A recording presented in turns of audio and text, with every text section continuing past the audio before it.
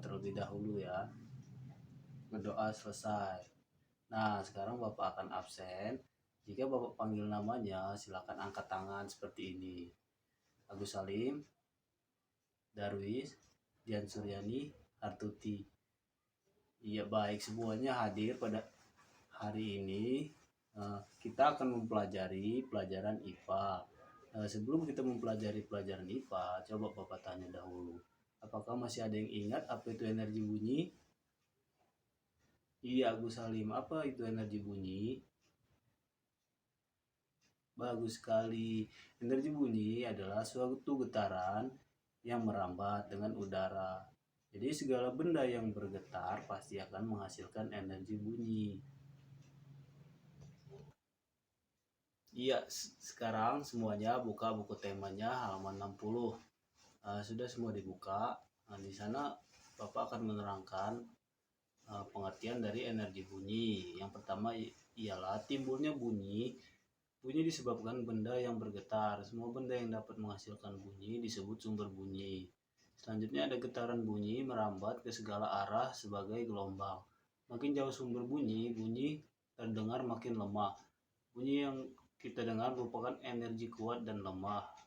Bunyi kuat ditimbulkan oleh getaran yang kuat, sedangkan bunyi lemah oleh getaran yang lemah.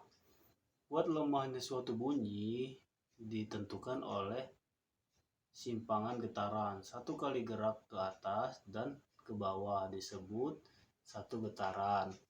Selanjutnya, adapun banyak getaran dalam satu detik disebut frekuensi. Bunyi dengan frekuensi tertentu disebut nada, sedangkan bunyi dengan frekuensi tidak teratur disebut desah.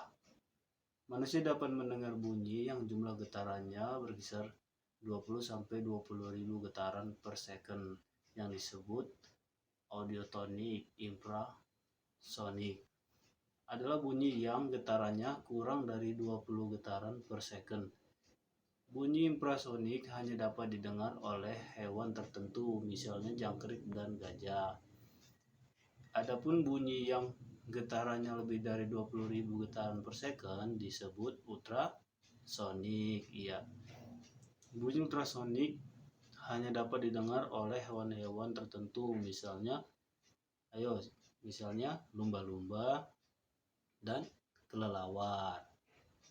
Telinga manusia lebih peka terhadap bunyi dengan frekuensi sekitar 1000 getaran per second. Tingkat frekuensi tersebut merupakan percakapan biasa. Ketika berbisik, kita mencapai 50 getaran per second, sedangkan ketika kita berteriak dapat mencapai sampai 10.000 getaran per second. Selanjutnya adalah bunyi memiliki tingkat kekerasan atau intensitas. Satuan kekerasan bunyi adalah disebut desibel. Mempunyai intensitas sekitar bunyi dapat selanjutnya bunyi dapat merambat dari sumber bunyi ke tempat lain melalui media. Di luar angkasa tidak ada udara atau disebut hampa udara. Pada ruang hampa udara, bunyi tidak dapat terdengar. Media perambatan bunyi adalah benda padat, cair, dan gas. Perambatan bunyi yang memerlukan waktu, kecepatan perambatan bunyi disebut juga cepat rambat suatu bunyi. Berdasarkan penelitian, cepat rambat bunyi pada baja kira-kira 6.000 meter per second, di air kira-kira 1.500 meter per second, dan di udara pada suhu 20 derajat Celcius adalah 343 meter per second. Ya, silakan dibuka halaman selanjutnya anak-anak. Ya, jika sudah dibuka semua, di halaman selanjutnya Bapak akan menerangkan tentang pemantulan dan penyerapan bunyi. Di situ ada pengertian tentang pemantulan bunyi ialah digunakan pada gedung bioskop, studio rekaman, dan gedung pertemuan agar pemantulan bunyi yang dihasilkan tidak mengganggu bunyi aslinya. Yang pertama adalah pemantulan bunyi sebuah kelereng yang kita lempar ke dinding yang keras akan mengalami pemantulan. Demikian juga dengan bunyi yang dapat memantul jika di dalam perambatannya dihalangi oleh benda yang permukaannya keras seperti kayu, kaca, dinding, atau besi. Yang selanjutnya nomor 2 adalah penyerapan bunyi. Bunyi juga dapat diserap. Benda-benda yang dapat menyerap bunyi adalah benda yang permukaannya lunak. Benda yang demikian disebut peredam bunyi, misalnya karpet, goni, kertas, kain, busa, dan wol. Benda-benda tersebut dapat digunakan untuk mencegah terjadinya gaung atau kerdam.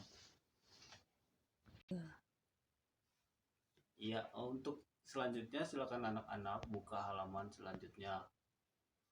Ya, di sana ada sumber energi bunyi. Apakah kalian tahu apa itu sumber energi bunyi?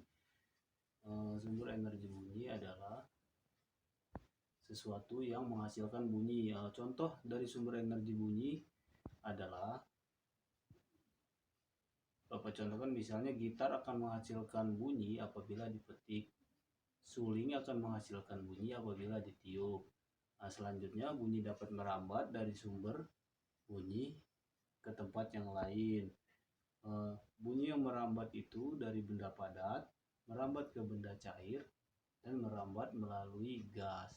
Baiklah anak-anak, tadi Bapak sudah menjelaskan pengertian dan contoh-contoh dari energi bunyi. Sekarang Bapak akan mempraktekkan apa saja yang dapat menghasilkan energi bunyi. Ya, baiklah anak-anak, sekarang Bapak akan mempraktekkan apa saja yang dapat menimbulkan sebuah bunyi. Di tangan Bapak ini sudah ada 3 media, yaitu yang pertama adalah lap atau kain, yang kedua busa, yang ketiga ada kayu atau papan. Dan media yang akan kita pakai untuk menghasilkan sebuah energi bunyi adalah bola. Baiklah anak-anak, sekarang perhatikan, Bapak akan mencontohkan pada media yang pertama, yaitu kain lap. Pada kain lap, Bapak akan memantulkan sebuah bola. Untuk yang kedua, Bapak akan memantulkan sebuah bola pada papan. Dan yang ketiga, Bapak akan pantulkan bola ini terhadap busa. Ya, baiklah anak-anak, apakah pada media sebuah kain, bola yang dipantulkan menghasilkan sebuah energi bunyi? Iya, betul. Pada sebuah kain, bola yang dipantulkan tidak menghasilkan sebuah energi bunyi. Dan pada yang kedua, apakah pada media sebuah kayu akan menghasilkan suara jika bola dipantulkan? Iya, betul. Bola akan menghasilkan suara jika dipantulkan pada benda yang padat seperti kayu. Dan yang ketiga, kita akan menggunakan media busa. Apakah busa tersebut dapat menghasilkan sebuah bunyi? Di sini busa menghasilkan sebuah bunyi, tetapi sebuah bunyi yang dihasilkan itu sangat kecil. Jadi tidak seperti media kayu. Jika media kayu menghasilkan sebuah bunyi yang lebih keras, media busa menghasilkan sebuah bunyi yang lebih kecil.